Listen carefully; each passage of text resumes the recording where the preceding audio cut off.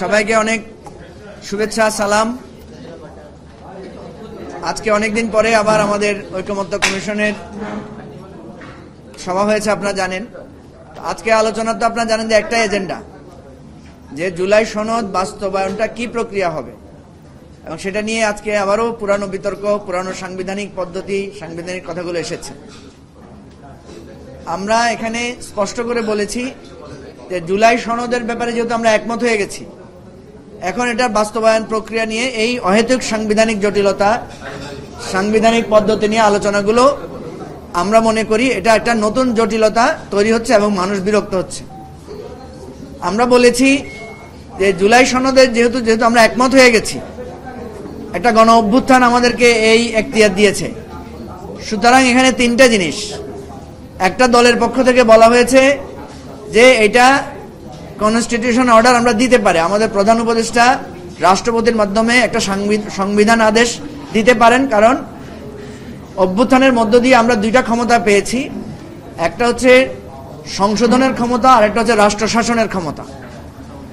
এই দুইটা ক্ষমতা পাওয়ার পরে আবার নতুন করে কেন এখতিয়ার লাগবে?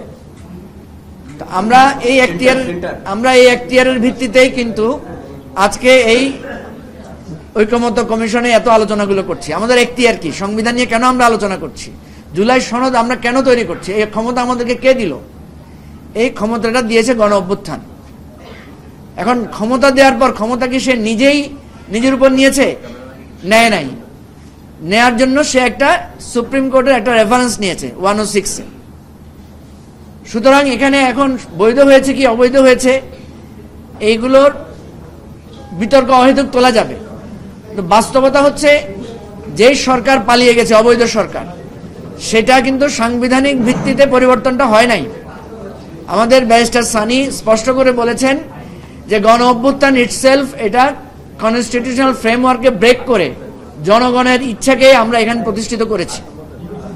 ফলে এখানে দুইটা বিতর্ক, একটা হচ্ছে আমি কি এই জনগণের ক্ষমতা পেয়েই সবকিছু করতে পারবো, আবার একটা প্রশ্ন হচ্ছে আমরা যা করছি সেটা সাংবিধানিকভাবে স্বীকৃত হচ্ছে কিনা, বৈধ হচ্ছে কিনা। এই জন্য আমরা এবি পার্টির পক্ষ থেকে একটা সমঝোতা প্রস্তাব দিয়েছি যে যেহেতু আমরা বলছি যে আমরা একটা কনস্টিটিউশন পাওয়ার অ্যান্ড অ্যামেন্ড পাওয়ার পেয়েছি, সেই ভিত্তিতে প্রধান উপদেষ্টা আমাদের এই জুলাই সনদটাকে উনি একটা আদেশ আকারে, অর্ডার আকারে এটা জারি করতে পারেন। এখন এটা জারি করে এরপরে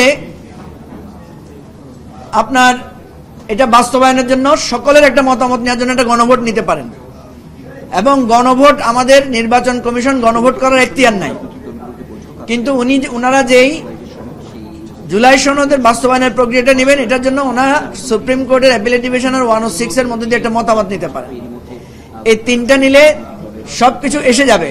একটা হচ্ছে যে আমরা সংবিধান পরিবর্তন করতে পারি কিনা, এই প্রশ্নটা যেটা এসেছে, আমরা বলছি যে সংবিধান পরিবর্তন করতে পারি আমরা, কিন্তু এটা আমরা বলছি ফাইনালি জনগণ যদি একমত থাকে।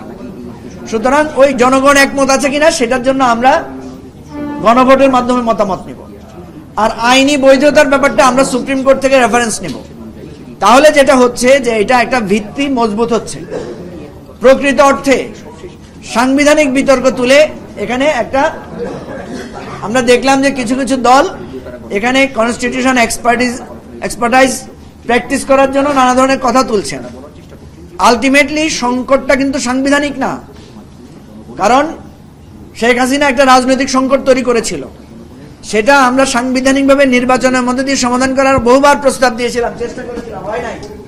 ফলে একটা গণ অভ্যুত্থানের মধ্যে দিয়ে সমাধান। আমি আজকে আমাদের পক্ষ থেকে স্পষ্ট করে বলেছি, যদি আপনারা এই বিতর্ক তুলে জুলাই সনদ বাস্তবায়নকে সংকট তৈরি করেন, তাহলে আরেকটা গণ অভ্যুত্থান অনিবার্য হয়ে পড়বে, এবং এরপর যে গণ অভ্যুত্থান হবে, গণ অভ্যুত্থান যেটা হবে